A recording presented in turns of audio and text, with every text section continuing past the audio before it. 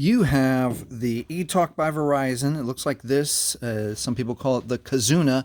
And you want beautiful wallpaper on your phone, just like that. All right, let's learn. All right, your eTalk by Verizon, your Kazuna phone came with boring wallpaper like this. So let's change it. We're going to go to Menu.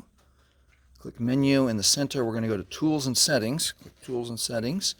We're going to go to Display. We're going to go to, oh, did I miss that? Let's go back one. Make sure we're on display. Enter. Now, let's go to wallpaper.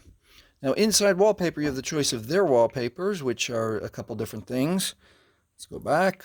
And the choice of pictures, which you either have because you create art, or your kids create art, or your grandkids create art. So let's select that beautiful echinacea that I painted, and let's get that, I want that flower, the petals in the center of the flower to be about right there. So I'm going to push OK, and we're done. So I can click all the way out. So I'm going to click End to get all the way out of the phone, and there we go. Anytime I go to open my phone, and I'm reminded that art is beautiful, and that is a lot better than the default blue boring one that comes on the Kazuna phone.